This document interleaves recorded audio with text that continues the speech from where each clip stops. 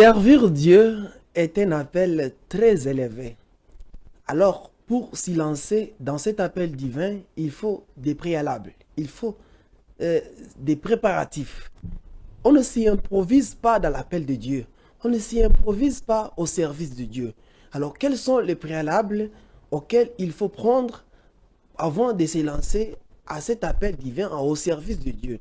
Et pour en parler à cette émission au centre de la foi, nous avons le plaisir de recevoir pour vous, très chers fidèles téléspectateurs de Géopolis Télévision, sur ce plateau, un révérend pasteur, le pasteur Joël Ndabatele.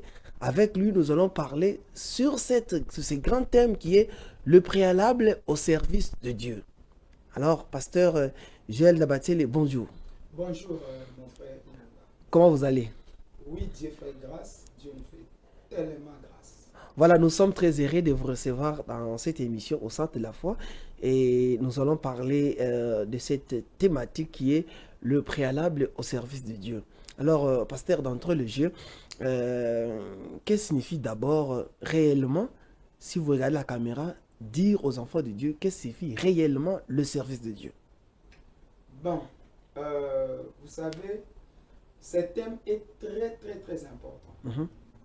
Parce que c'est un message qui nous était donné, révélé par le Seigneur, de parler des préalables dans les services de Dieu.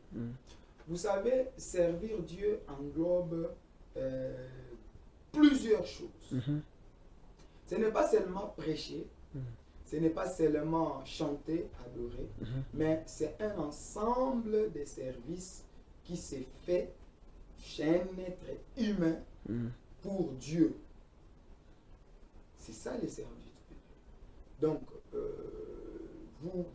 un ensemble de choses, plusieurs choses à la fois. Donc, un être humain est appelé à faire dans sa vie de choses qui peuvent plaire à Dieu. Toutes ces choses-là, c'est ça servir. Et est-ce que toutes ces activités-là, est-ce que vous pensez qu'elles doivent se passer que dans l'église?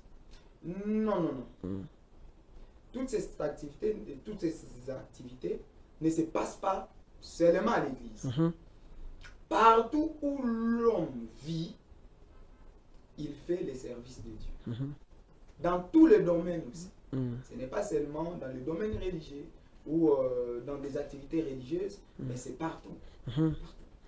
Alors, dans sa société, dans sa communauté, il doit servir le Seigneur. Est-ce que vous pensez d'abord, vous pensez qu'il y a des préalables qu'il faut avoir premièrement avant de servir Dieu? Effectivement, quand on parle des préalables, on voit avant de se lancer dans quelque chose. Oui. Donc, les avances.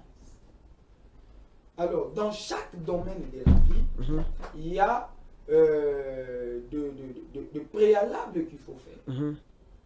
Il y a une préparation des choses pour faire une chose que vous voulez accomplir. Et dans les services de Dieu aussi, il y a de préalables. Il y a des choses qu'il faut faire.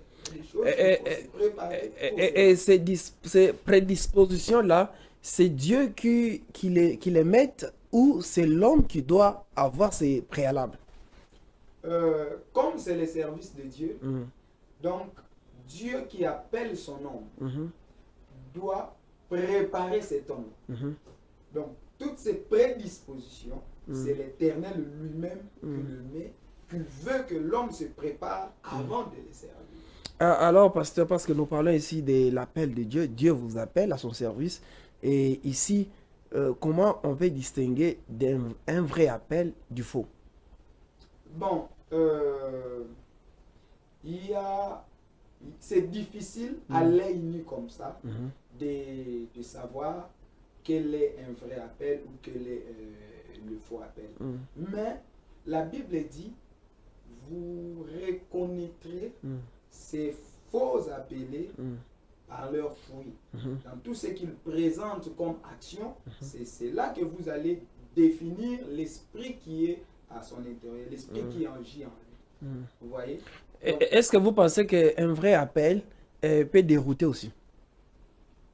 Bon, dérouter c'est trop dire, mais il y a aussi des chiites, un appelé, un homme de Dieu, qui est appelé de Dieu, peut chiter. C'est comme Lucifer. Lucifer était un ange de Dieu, n'est-ce pas? Créé par Dieu. Mais dans son parcours, il a chité. Mais lui, le malheur est que sa chute n'est pas suivie par la repentance. Il est parti pour de bon. Mais un homme de Dieu, un appelé de Dieu, peut dans son parcours aussi chiter.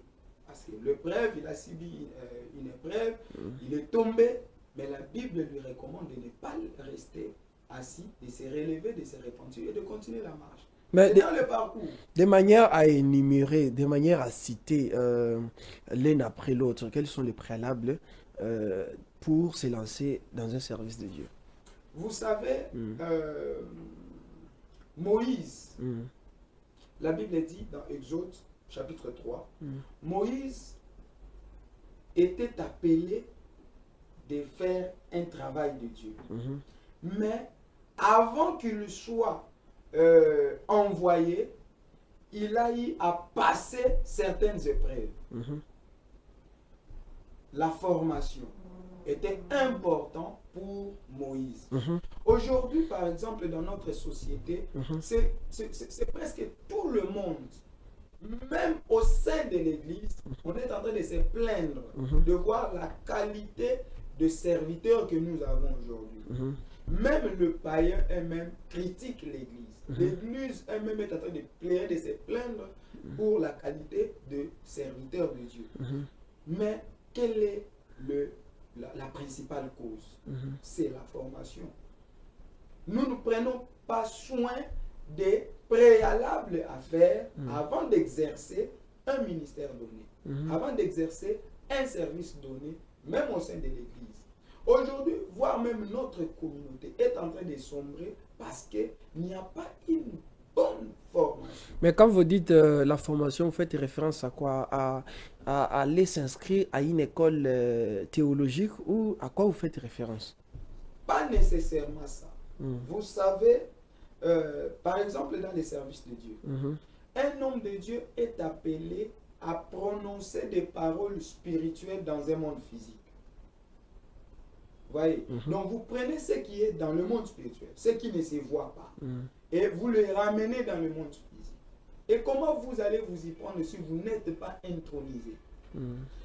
Élie et Samuel. Samuel n'avait pas besoin d'une école théologique, malgré que l'école théologique est importante, mais Samuel n'avait pas besoin.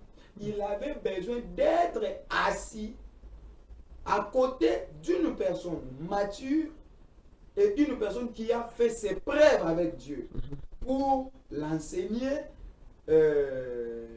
la voie que les jeunes vont suivre. Vous voyez? Donc ce n'est pas seulement une formation formelle dans une école ou une institution. Non. Mais être assis, se préparer chez son père spirituel ou chez ces personnes matures. Un ancien, oui. Un ancien, voilà. Et puis, après un temps donné, quand l'Éternel décide de te faire sortir, tu peux sortir, tu peux t'en aller. Et en dehors de la formation, il n'y a pas d'autre préalable? En dehors de la formation, c'est aussi le caractère. Ah oui. Vous voyez? Faire son caractère. Faire son caractère. Parce Oui. que nous sommes appelés à vivre dans une communauté où il y a des gens.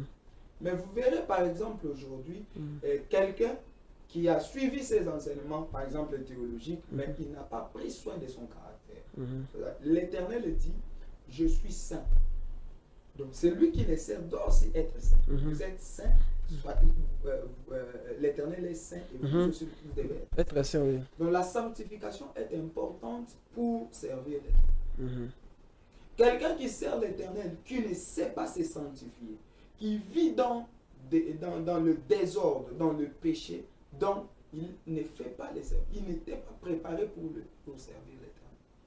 Vous avez parlé ici de la sanctification, vous avez parlé aussi de la formation, Oui. qui fait partie des critères préalables pour se lancer dans un service de Dieu, pasteur. Oui. Alors, fidèles téléspectateurs de Géopolitique Télévision, vous les amoureux de cette émission au centre de la foi, nous avons reçu ici le pasteur Joël Ndambaté, le pasteur de l'église Mission Évangélique, la voix de l'Esprit de l'Éternel. Avec lui, nous parlons de cette thématique qui est le préalable à prendre pour servir Dieu. Vous avez votre réel appel, mais il y a des préalables. Il a cité ici la formation. D'abord, la formation qui n'est pas seulement une formation dans les formels. Il peut être aussi une formation où vous êtes à côté de votre ancien, votre père spirituel. Il a aussi cité ici le caractère, fonder votre caractère, fonder votre sainteté. Alors, pasteur, vous avez parlé de ces deux critères pour se lancer pour se lancer dans la mission de l'Éternel, pour se lancer au service de Dieu. En dehors de ça, il n'y a pas d'autres critères. Il y en a beaucoup. Oui. Il y en a beaucoup. D'abord, premièrement, vous devez d'abord être appelé. Oui. Si je commence à les énumérer d'une manière classique, Oui, d'abord, vous ne pouvez pas servir l'Éternel sans appel. Sans appel, oui. Non. Parce que vous risquerez de travailler dans une entreprise sans être embauché. Oui. Donc, d'abord, être en dehors de la volonté de Dieu. Être en dehors de la volonté de Dieu. C'est Oui. pour cela la Bible même dit, ce jour-là, ils diront, nous avons chassé les démons à votre nom. Mais il leur dira, je ne vous connais pas. Vous voyez? Donc, il faut être appelé. C'est rassurer que vous avez réussi un appel oui. de Dieu. Et puis, vous allez servir les Seigneurs. Vous avez parlé de l'appel, de la formation et de la sainteté. Je crois que, fidèles téléspectateurs, vous nous suivez ici, vous êtes dans votre émission que vous appréciez beaucoup au centre de la foi sur Géopolitique Télévision. Alors, pasteur, peut-on servir alors Dieu sans pour autant avoir la connaissance à fond de ce que c'est Dieu, la connaissance? Bon, lorsque Dieu t'appelle, il va se révéler d'abord. C'est ce que nous appelons la vision. Vous avez une vision globale de Dieu. Vous savez que c'est lui dont je vais aller parler. Il est comme ça. Donc il faut avoir la connaissance. La Bible, Jésus dit dans Jean, il dit, la vie éternelle, c'est connaître Dieu et c'est lui qui l'a envoyé, Jésus-Christ. Donc vous ne pouvez pas servir quelqu'un que vous ne connaissez pas. Or, pour connaître Dieu, c'est lui-même qui doit se révéler en vous. Est-ce que Dieu s'est révélé en vous pour que vous vous teniez et les prêchiez et l'enseigner aux autres? Mais quand vous avez aujourd'hui, quand vous en tant que pasteur, vous en tant qu'un ancien parmi les jeunes d'autres qui servent Dieu ici en République démocratique du Congo, particulièrement à Kinshasa, que vous représente aujourd'hui les jeunes prédicateurs? Quand vous regardez les jeunes prédicateurs, comment vous vous sentez leur service qui rendent à Dieu? Est-ce que vous êtes content du service rendu à Dieu par le jeune prédicateur aujourd'hui? Vous savez, frère du Dieu, nous avons un sérieux problème. Oui. Et ce sérieux problème, c'est ce qui me tient à cœur de faire des conférences pour ma génération. Je me retrouve au milieu d'une génération qui ne veut pas apprendre. Mais une génération envieuse. Vous voyez? Parce qu'un tel a atteint tel niveau, moi aussi demain, je dois atteindre tel niveau. Pourquoi j'ai son âge, moi je suis comme ça et lui il est comme ça. Donc je dois à tout prix atteindre ça. Mais il ne sait pas que pour atteindre un niveau élevé, il y a des étapes à suivre. Mais ces jeunes d'aujourd'hui ne veulent pas apprendre. Au grand jour, le matin, vous verrez une église, par exemple, sortir. Un jeune rassembler 2 ou 3 mamans, 2 ou 4 familles, directement, ils aillent à la montagne aller prier. 2-3 jours, c'est une église. Vous voyez, la formation ne suit pas. Et c'est un danger. Servir Dieu sans être formé, c'est un grand danger. Mais pasteur, quand vous parlez, vous revenez plus à la formation. Mais ceux-là qui avaient les appels dans la Bible n'étaient pas formés. Vous avez beaucoup d'autres exemples. Le Seigneur Jésus-Christ lui-même n'avait été dans aucune école. Il n'avait été n'avez pas été à côté d'aucun ancien. Vous avez l'exemple de Moïse, vous avez beaucoup d'autres exemples, Élie et autres qui avaient des appels, même en bourse même, qui étaient des personnes qui n'avaient pas étudié, mais parce qu'ils s'étaient juste accrochés au véritable appel de Dieu, ils ont œuvré aujourd'hui, et ils sont renommés aujourd'hui, on les lit dans la Bible. C'est vrai, le Saint-Esprit nous aide toujours, parce que c'est le service de Dieu lui-même, les grands mentors, les grands enseignants, il nous aide à faire mieux dans son service. Mais cela n'exclut pas les anciens pour nous aider à être guidés. Quand vous parlez de Jésus-Christ, nous ne pouvons pas nous comparer à Jésus. Vous voyez? Parce que c'est lui d'abord le maître. Mais, même pas ça, Jésus aussi est passé par deux gens qui l'ont aidé à devenir ce qu'il est. Par exemple, Jean-Baptiste. Vous voyez? Jean-Baptiste l'avait baptisé. C'est Jean-Baptiste qui a présenté Jésus aux autres. Pourquoi? Parce que Jean-Baptiste, comme ancien par rapport à Jésus, a reçu une révélation que c'est lui auquel tu verras l'Esprit descendre de Jésus. C'est celui-là. À 12 ans, on nous raconte une histoire que Jésus était resté pendant 3 jours. Qu'est-ce qu'il faisait? Pendant 3 jours au temple, devant les anciens. Qu'est-ce qu'il faisait? Et il y a d'autres sources que je ne saurais pas citer ici qui nous indiquent que Jésus est passé bel et bien par des enseignements. Il était un rabbin. Hein? Donc, il était enseigné. Parce que Jésus est sorti dans la période où la loi exerçait. Avant de parler de Dieu, il faut passer par une école. Ce n'était pas comme ça, vous sortez, vous commencez à parler de Dieu en Israël. Non, non, c'est un péché. Même quand vous parlez des patriarches, des anciens. Non, Moïse par exemple. On cite les Jéthro qui ont aidé Moïse. Moïse a étudié la sagesse égyptienne sur la divinité. Donc il comprenait déjà le monde spirituel. Et lorsqu'il se présente devant Pharaon, il comprend que le niveau de Pharaon est très bas par rapport à oui. Vous voyez? Donc il y a toujours des cas où, même si vous avez un appel, la formation est importante. Sans oublier les autres critères. Parce qu'il faut avoir la foi à ces dieux-là, à cet esprit-là que vous travaillez. Il faut avoir la vie de prière, la communion avec cet esprit. Tout ça. Et est-ce que vous pensez que manque de la formation, vous avez cité d'autres préalables ici qu'il fallait avoir d'abord, et c'est qui fait qu'aujourd'hui nous vivions beaucoup des bavures et des dérapages dans les églises? Oui. Vous pouvez avoir la foi. Oui. Vous pouvez avoir tous les autres critères. Mais si vous n'êtes pas formé, ça ne va pas vous aider. Vous voyez? C'est pour cela, en connaissant ces choses, l'apôtre Paul a demandé à Timothée, ajoute à ta foi la connaissance. C'est important. Parce que, par exemple, diriger une église, vous dirigez beaucoup d'esprits, beaucoup d'émotions, beaucoup de personnes qui viennent chacun avec son caractère, chacun avec son habitude. Si tu n'as pas la connaissance de les gérer, tu peux faire de n'importe quoi. Ouais. Dans ma deuxième conférence, par exemple, je vais anticiper un peu, je vais parler de l'impact sacerdotal sur la vie de la communauté. Je me suis posé la question, pourquoi nous avons beaucoup d'églises, mais il y a trop de mal. Taux élevé de Koulouna, par exemple. Des mal, oui. Vous voyez? Oui. Mais dans chaque avenue, il y a des églises. Que font ces pasteurs?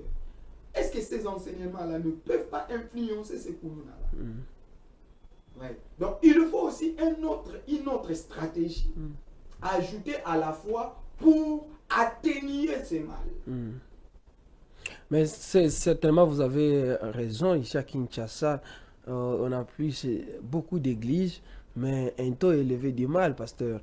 Vous trouvez dans chaque avenue, comme vous l'avez affirmé ici, qu'il y a d'églises, mais le taux d'insécurité, le taux de mal est plus élevé. Alors, vous avez ici exprimé votre regret de voir comment les jeunes ministres comme vous, les jeunes prédicateurs comme vous, ils sont allés en quelque sorte, si je peux emprunter autrement, aller vite en besogne dans les services de Dieu sans pour autant prendre des dispositions pour, en fait, le préalable pour se lancer à servir Dieu. Alors, ici, nous, parce que cette émission, elle est un peu en caractère pédagogique, est-ce qu'on peut avoir un peu l'expérience de qui est le pasteur Joël Ndabatiel? En fait, comment vous avez aussi chevauché? Quels sont les preuves que vous avez fait? En fait, qui est votre père spirituel? Est-ce que vous avez aussi un diplôme théologique? Comment vous êtes arrivé jusqu'à avoir toute une église? Merci. On ne peut pas donner des leçons aux autres Oui. sans que soi-même vous soyez bien enraciné. Oui. Le pasteur Joël est d'abord issu d'une famille chrétienne. Mhm. Nous venons de l'église protestante. Donc, ma mère et mon père sont sortis de là. Et puis, j'ai grandi. Je suis allé chercher ma délivrance au combat spirituel, au ministère du combat spirituel, là où on appelle Maman Langia. Et puis, je suis allé chez mon père spirituel qui s'appelle apôtre Jean-Baptiste Luboto. C'est un apôtre au ministère La puissance de l'éternel. C'est de là que j'ai été forgé. Aujourd'hui, le pasteur Joël fait son 16 ans de ministère. 16 ans. Non, pas 16 ans de ministère, mais 16 ans en tant que pasteur prédicateur. Prédicateur, depuis 2009. Depuis 2009. Ouais. Mais mon ordination s'est passée en 2017. C'est là où on m'a ordonné en tant que pasteur. Le pasteur Joël a suivi une formation théologique et a reçu un diplôme. Vous voyez? C'est-à-dire, au-delà de la foi, de la formation spirituelle chez mon père, j'ai encore ajouté la connaissance scientifique, qui est la théologie. Est-ce que vous pensez aussi conseiller aux autres jeunes de pouvoir suivre votre pas?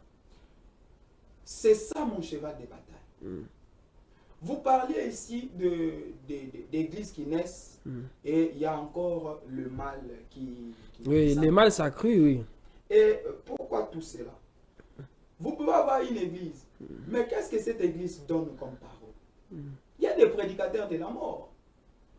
Ils prêchent au lieu de donner la vie, mais ils sèment la mort. Combien de fois on a vu des pasteurs divisés des églises, des familles, des communautés? Combien de fois les serviteurs de Dieu ont créé des pagailles? Je ne suis pas ici pour venir faire la propagande du mal des serviteurs de Dieu. Non. Mais de mauvaises choses, nous devons toujours dénoncer. Oui, mais c'est qui est sûr que les églises en font de trop.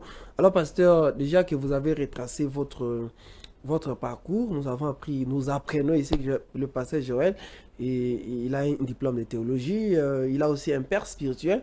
Il n'a pas sauté comme les autres le font, parce qu'il y a ces pasteurs qui pensent n'avoir pas de père spirituel. Ils créent des églises comme ça et c'est un pasteur, comme on le dirait, Melchisedec. Qui n'a pas de père, qui n'a pas de père.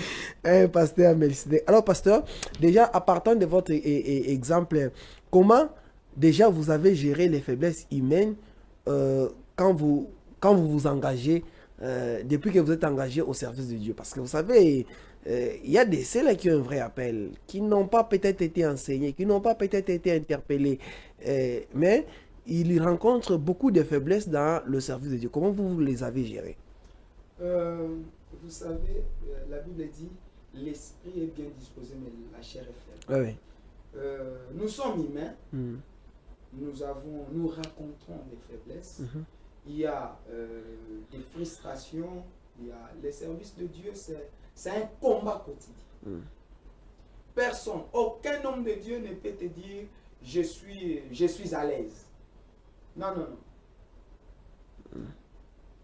Le dimanche, par exemple, j'ai prêché les prix à payer pour gagner Christ. Vous savez, vous voyez. Et donc, un homme de Dieu est toujours passible des épreuves. Aux épreuves, à beaucoup de choses, à la persécution. Mais comment vous avez surmonté ça? C'est toujours avec l'aide de Dieu que nous essayons de s'éteindre.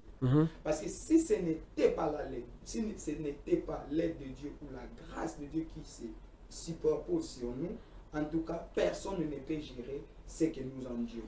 Vous voyez? Nous comptons sur Dieu. En tout cas, je n'ai pas d'expérience à donner ici que j'ai fait telle chose. Vous n'avez pas fait pas de votre effort personnel. En tout cas, pour moi, je ne vois pas d'effort. Tout ce que je fais, c'est en fait, c'est Dieu. C'est Dieu, oui. C'est Dieu. Ouais. Parce que nous avons des ennemis imprévisibles. Quelqu'un que vous pensiez être votre ami ou votre soutien, mais subitement comme ça, en lui, il cache quelque chose que vous vous étonnez en fait. Mais parce que... Si ce n'était pas Dieu qui vous avait protégé, donc vous n'avez pas de moyens à vous protéger ou d'efforts à faire pour s'en sortir. Bon, des traîtres, il ne manque toujours pas. Vous savez, dans l'église de Jésus, il y en avait un traître qui était Judas. Voilà, alors... Non, j'ai dit cela parce que il y a des gens qui pensent que vouloir à tout prix se protéger, se méfier des autres, ils pensent se protéger. Non.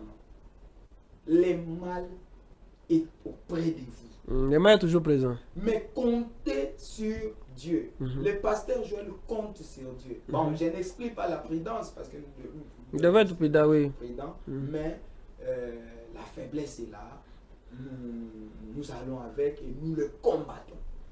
Est-ce que le service de Dieu a une certaine catégorie de personnes que cela concerne? Est-ce que le service de Dieu exclut le croyant? Je vous ai d'abord dit, nous avons une mission. La mission est universelle. Mais il y a aussi des missions spécifiques. Oui. Dieu, en appelant les gens, il leur donne d'abord un service universel. Matthieu chapitre 28 le dit. Allez, il n'a pas catégorisé qui va aller, qui va aller. Tout croyant. Tout croyant. Allez. Mais dans la deuxième catégorie, chacun des croyants a reçu un talent. Il y a certains, dans leur don, ils ont reçu le ministère. Vous voyez? Et il y a le ministère d'excellence, de révérence aussi, qui mettent aux autres une place d'honneur. Ils deviennent comme des leaders. Ils deviennent des leaders. Oui. Vous voyez? Donc, dans le service de Dieu, on n'exclut personne, mais il y a, dans les appels, il y a des catégories. L'un peut être appelé chantre, l'autre est pasteur, l'autre berger, l'autre apôtre, et ainsi de suite. Parce que la commission, c'est aller par tout le monde. Aller partout. Voilà, fidèles téléspectateurs de Géopolis Télévision, nous sommes ici dans votre émission au centre de la foi. Aujourd'hui, nous traitons cette thématique très importante, le préalable au service de Dieu. Quelles sont les dispositions que chacun de nous devrons prendre quand il a un appel de Dieu? Tu peux avoir ton vrai appel, l'appel il est vrai, mais quelles sont les dispositions que tu dois avoir d'abord pour se lancer ici dans le service de Dieu? Vous avez suivi ici le pasteur Joël Ndabatele, il est le pasteur des missions évangéliques, la voix de l'esprit, de l'éternel. Avec lui, nous sommes en train de parler de cette thématique.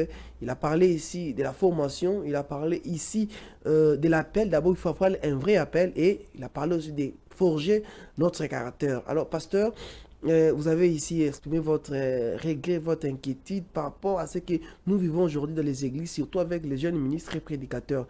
Alors, si nous étions, en fait, vous étiez à la place de l'État, qu'est-ce que vous prendrez comme décret? Qu'est-ce que l'État devrait faire pour pallier à ces bavures et dérapages qui se font dans des églises où vous allez trouver un pasteur, un jeune pasteur qui a l'audace de laver sur une femme d'autrui.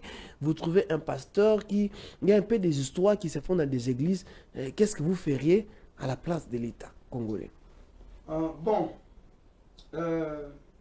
Je ne veux pas, dans mes interventions religieuses, inclure beaucoup plus l'État pour venir arranger nos problèmes. Mais moi, Est-ce que vos problèmes entre le pasteur homme de Dieu vont se régler seulement entre vous? Parce que vous, apparemment, vous n'arrivez pas à les régler. L'État fait la part des choses. Oui. Vous voyez?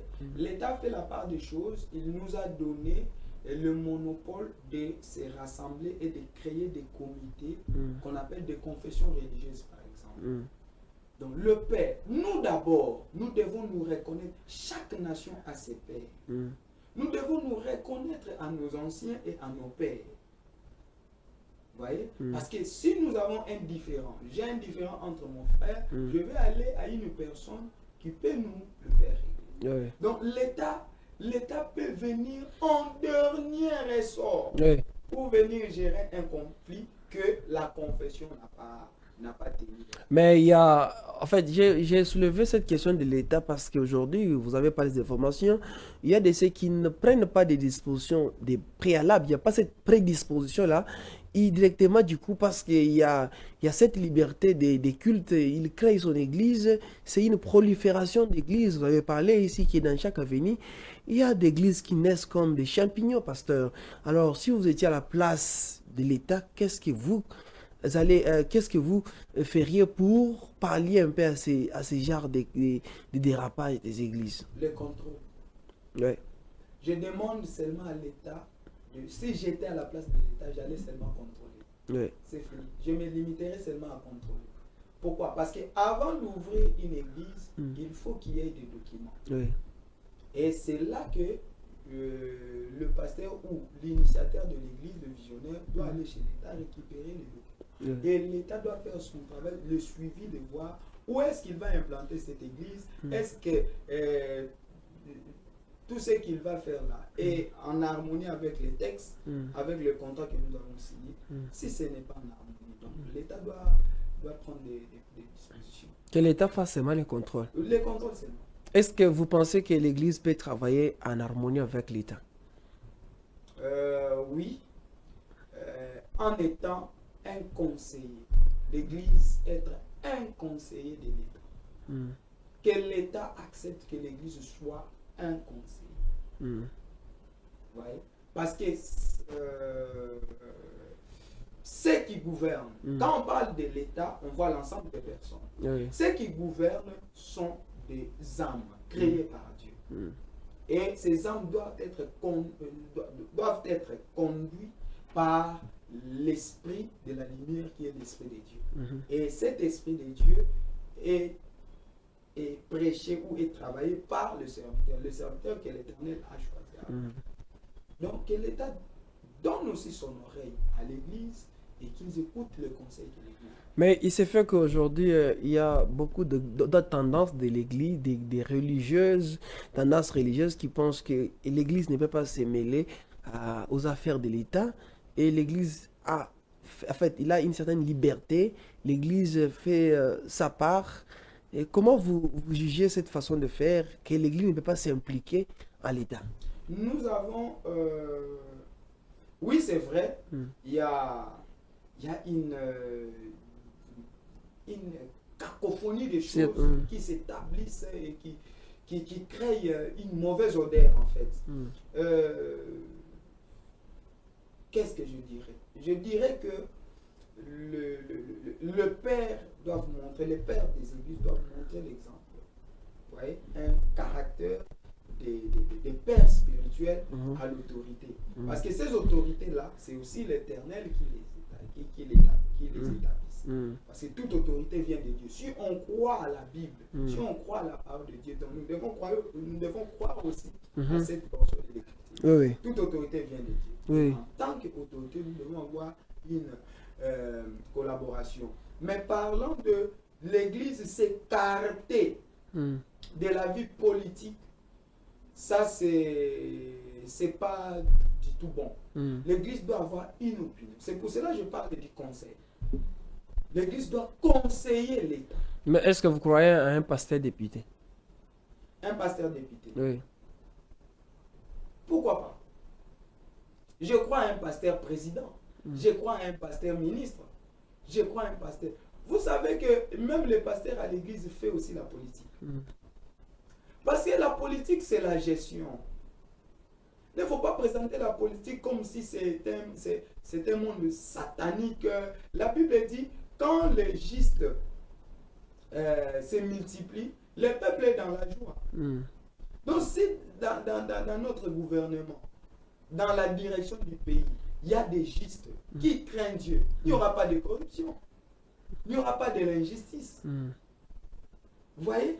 Quand un juste est là, tout ira bien. Mais pourquoi vous ne voulez pas que les chrétiens ou les hommes de Dieu, oui. Les hommes de Dieu puissent s'immiscer dans la vie politique de la nation.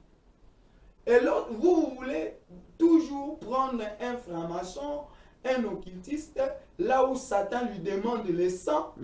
Hein, vous le mettez là-bas et pour que chaque jour qu'il y ait du sang. Mais le problème, c'est que lorsqu'un homme de Dieu s'approche de la vie politique, en quelque sorte au Congo, c'est qu'il devient corrompu.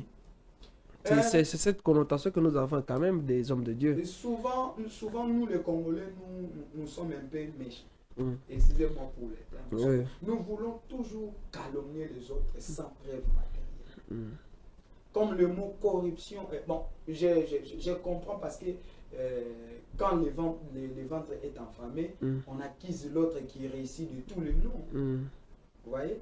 Donc, la population, c'est pour cela, ce qui nous dirige doit renverser la tendance.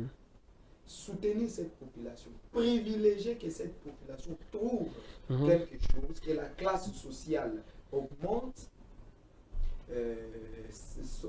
ses moyens de vie puissent s'améliorer, et vous verrez que toutes ces insultes, toutes ces diffamations toutes ces calomnies vont s'arrêter. Voilà, nous tendons vers la fin de cette émission. Nous sommes en train de parler des préalables au service de Dieu, les préalables pour le service de Dieu.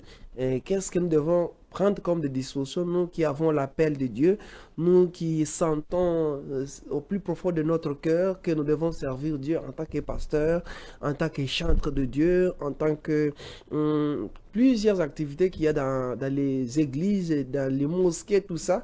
Là, il faut servir Dieu, vous avez votre appel, mais il y a des préalables à prendre. Vous avez suivi ici le pasteur Joël Ndabatele, berger et responsable de la mission évangélique La Voix de l'Esprit de l'Éternel. Vous l'avez suivi, ce qu'il nous a juste interpellé à la formation, que nous devons nous donner à la formation et à forger notre caractère au-delà du fait que nous avons un vrai appel, et il en a donné des exemples ici. Alors, pasteur, vous avez votre appel, vous avez pris des dispositions, des préalables, et comment rester fidèle au service de Dieu dans les épreuves? Voilà. J'ai dit, l'épreuve, c'est le quotidien d'un homme. Elle est inhérente à la vie. C'est son ami même. Mais comment rester fidèle maintenant au service de Dieu? Alors, vous savez, la parole de Dieu est la clé de tout. La parole de Dieu est la clé de tout. Vous voulez rester fidèle dans tout ce que vous subissez comme épreuve, que votre vision ne s'éloigne pas de la promesse que vous avez reçue de l'Éternel. Il y a l'appel, oui. Ouais. Parce que chaque appel a une promesse. Quand Dieu a appelé Abraham, il a donné la promesse.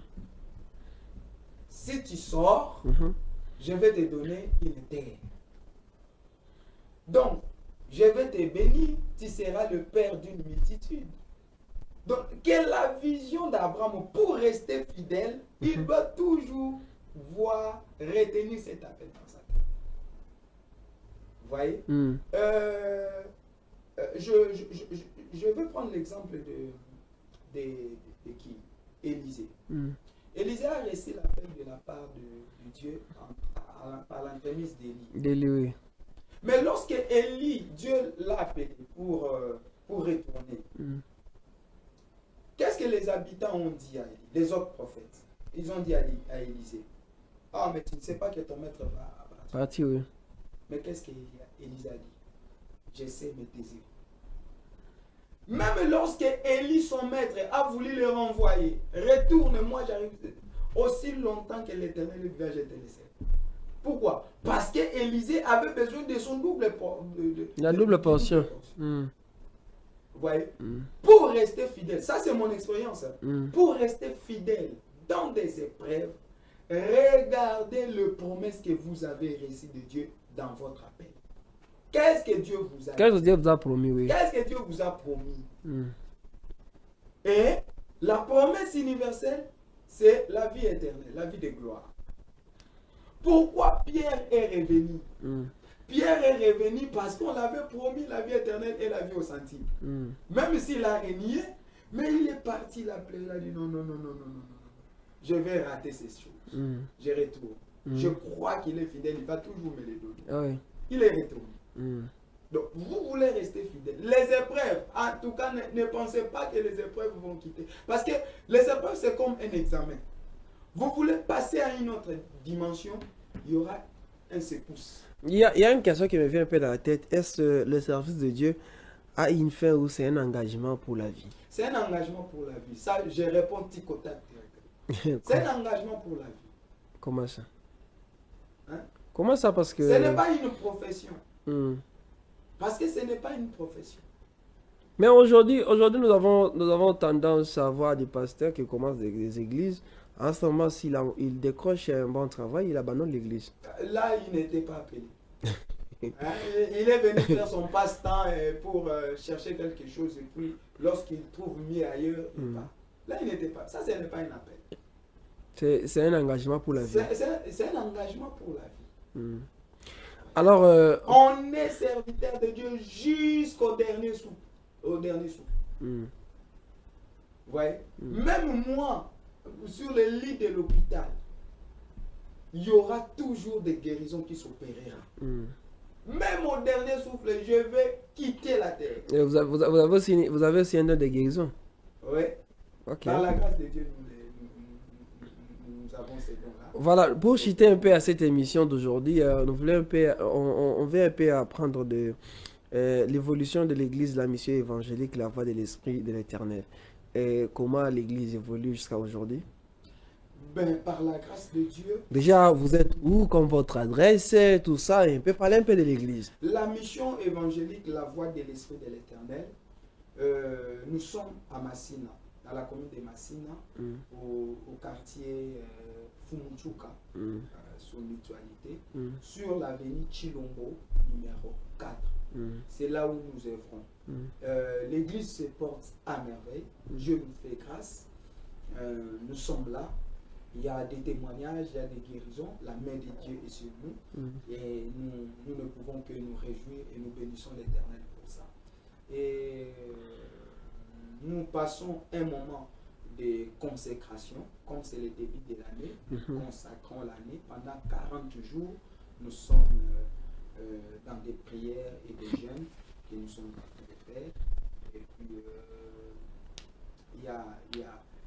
nous avons organisé une école pour les missionnaires parce que nous avons ces soucis-là de voir que la mission, même si nous ne sommes pas là, nos pères nous ont orientés. Nous aussi, nous devons partager cette petite expérience que nous avons aux autres. Donc, nous apprenons aux missionnaires, c'est chaque samedi, à partir de 17h à l'église, les missionnaires sont là, avec leur syllabus, il y a une école. Et à la fin de cette école, il y aura aussi un brevet que nous allons leur octroyer pour leur servir de témoignage.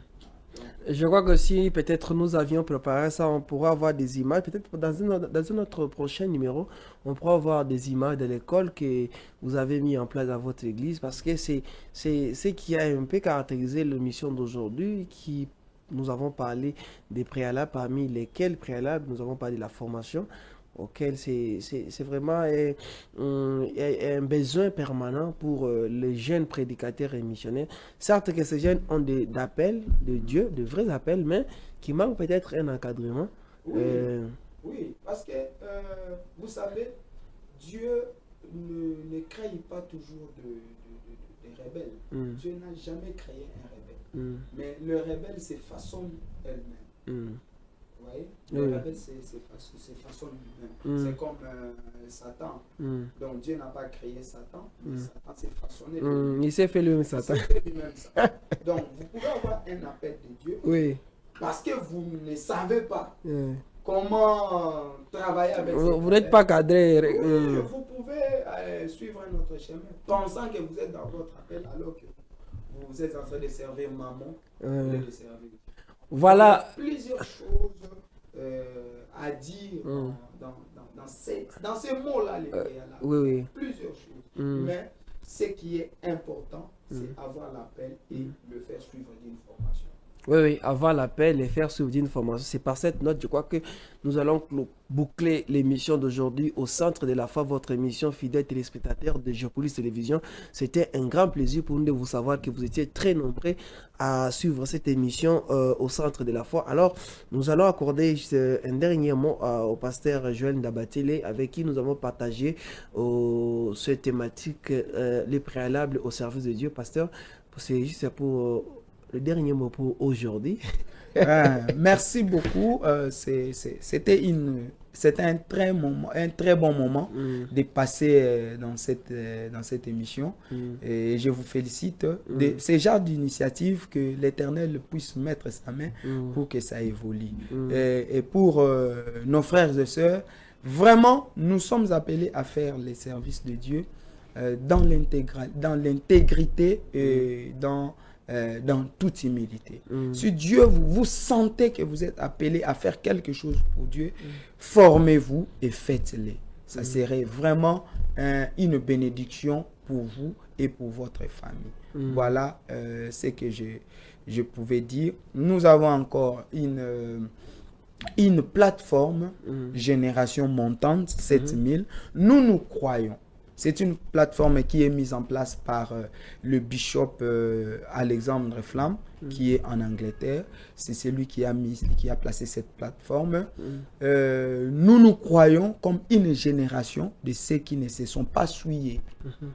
Les 7000 des réserves que Dieu a soufflé à Élie. Ne te crois-tu pas que tu es resté seul? Il y a encore les 7000 qui sont restés fidèles à moi. Donc nous croyons parmi ces 7000-là.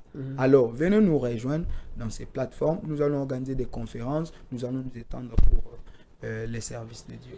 Voilà, fidèles téléspectateurs de Géopolis Télévision, vous les amoureux de votre émission au centre de la foi. Vous avez aussi votre contribution en tant que pasteur, en tant que prêtre, en tant que prédicateur de l'évangile, en tant qu'imam pour le musulman. Venez dans cette émission au centre de la foi, venons partager pour l'édification de l'épouse, pour l'édification des enfants de Dieu. Et nous, comme vous avez suivi le pasteur Joël ici, nous faisons aussi, c'est une façon aussi de faire la promotion de ce que vous faites sur terrain en tant que les hommes de Dieu, peut-être des fois oubliés. Mais nous ici à Géopolis Télévision, nous avons mis ces cadres pour aussi faire écouter le travail des hommes de Dieu. Vous avez suivi ici, nous avons parlé de ces thématiques, le préalable au service de Dieu. Quelles sont les prédispositions que nous devons prendre pour nous lancer au service de Dieu malgré que nous avons l'appel? Nous avons l'exemple d'Élie qui avait eu son appel, qui s'est approché, et Samuel qui s'est approché vers Élie. Il a eu l'appel et puis il s'est approché vers le prophète et le prophète lui a donné des orientations. C'est pour cela que nous avons créé ce cadre pour vous. Alors, il reste pour moi de vous dire merci de votre attention soutenue. Et nous remercions Guylaine Toukebana qui a été à la régie pour vous donner un bon son et de belles images cadrées par Gédéon Katika. Avec lui, vous avez ces images à la maison.